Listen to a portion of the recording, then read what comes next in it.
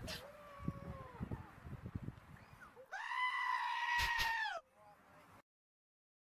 Hello, everybody. I thought that was very important. So today I'm going to do something a little different. I'm going to show how we use, or how I use, Open Folder in Visual Studio 2017. It's a new feature. It actually just came out in 2017, so you may have not heard of it before. It works great with Amazon's Lumberyard, so I'm going to show it using that. So the first thing you need to do is pick which folder to open, preferably a folder with all the code that you might want to edit. You could even go higher. Of course, have to be careful with how much you open for indexing purposes, but for Amazon Lumberyard, I'm going to open up the dev folder. So here you'd right click and you'd say open with Visual Studio. Now the thing about this is it takes a while for me to open and index all the files. I'm not going to have that go on stream. You can see it right here. It's already open. When you first open it, you're probably going to see all files like this. And there's some things you can do about it. So first, you can have a file called workspace settings.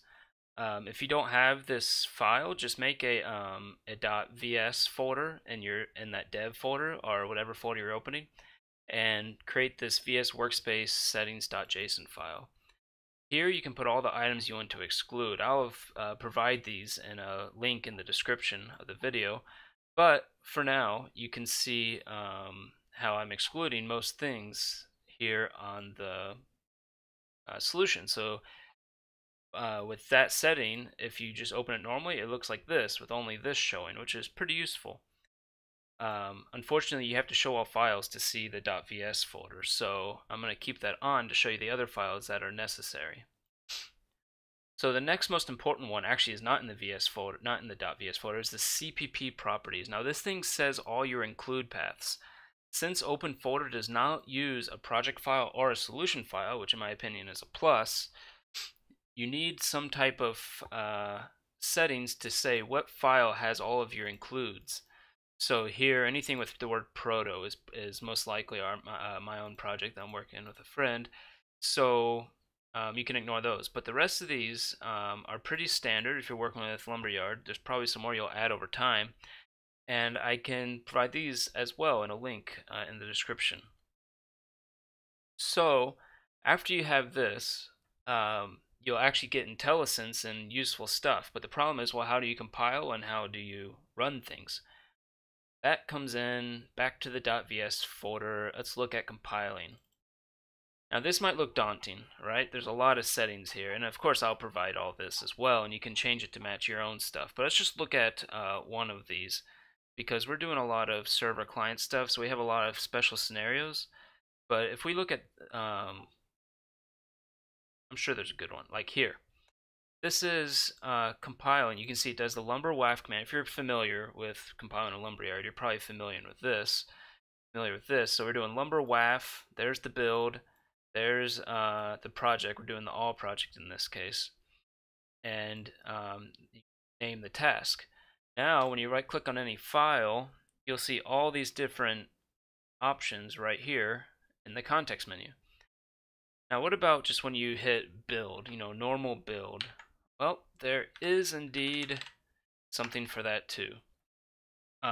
You have this context type build. The fact that this is on this guy, that means whenever you do build, whenever you do actual just normal build here, you can see in the build menu, Control-Shift-B in my case, it will run this task. And in fact, we have another one as well, rebuild.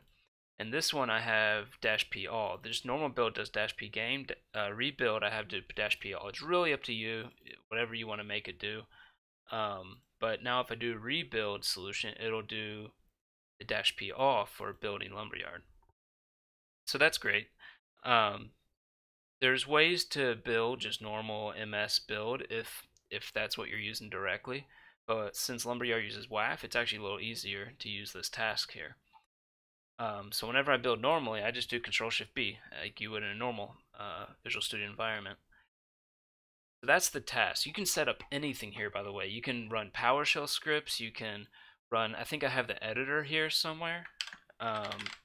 Right? run the editor. So if I just right click on a file, I can run the editor, the configure. You could put the project configurator as a task. You can run I don't know, a browser, whatever you want, you know.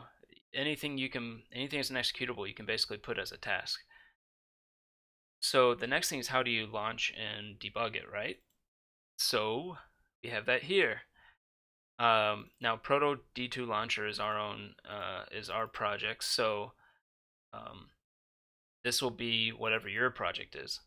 So this is the profile one. You can see it's you just run it directly from the bin folder as though you're running it from command line. There's our server, and this is the debug version, not the profile version. And then the editor, if you want to debug the editor for some reason, you can run it as a launch. And these all show up right here. So Open Folder will unfortunately search through all the folders and find projects that it recognizes, and it'll put them here. But never mind that. The important ones, that's why I put an underscore at the beginning of my names here, is so they show up at the top. It's a little ghetto thing, but whatever. And you can see all those options. Now, if you have problems with them not showing up here, that means your path is wrong. If your path is wrong here, they will not show up in this drop down. In fact, it looks like, is this editor showing up? It is not, which probably means my path is wrong. So I believe the path should just be this, and now the editor should show up. Fine, maybe not. But yeah, there's probably something wrong with that path. I'll figure it out later. It's not worth digging into right now. Okay, so what else? I don't think there's really anything else to it. Make sure you select in your CPP properties, you name it your config. So make sure you select that from this drop down if you have other stuff. And that's really all there is to it. Now, you know, when you go into any file, you get IntelliSense just normal, like you would normally get in working with Visual Studio. So it's really nice that I could now go into my WAF file, right? I could go into this WAF file and add a component and hit the build, and it won't make me reload the solution every time because it's WAF. Yay, that's nice, right? The other benefit is it's direct. You see the file system, so you're not wondering where things are going, so you're using the weird filters that Visual Studio does. I've never liked those. Now, if you don't have ReSharper from IntelliJ, I would check it out. It's a bit pricey, but not IntelliJ, JetBrains. Then you can probably stop here. But if you do have ReSharper, let me show you some extra stuff for configuring ReSharper to handle this. Because without doing some extra stuff to deal with ReSharper, your ReSharper will just take like hours to load your project. So what we did is, and I'll put a screenshot of this in a link somewhere, but in our case, I basically said, okay, these are generated file directories. You do not need to analyze those, so ignore them. I could probably put more here. I'm not sure why I don't, but and then down here you can give some file mask. So anything with these type files, just ignore. Don't try to analyze them. That really helps a lot. And I think that's all I actually had here. I also put elements to skip here. I put some more stuff. So worst case, just keep in generated code and in settings, just keep adding more things that you don't care for ReSharper to analyze if you use ReSharper. And eventually it won't take too long. Now granted, it is still taking 900 megabytes of cache space. That's nice, right? But it still works. It takes a little bit to load every once in a while, especially if you dramatically change the file system for some reason. But it's pretty awesome, not gonna lie. Anyway, short stream just to show that, and I'll see you in the next one. Scream like a goat.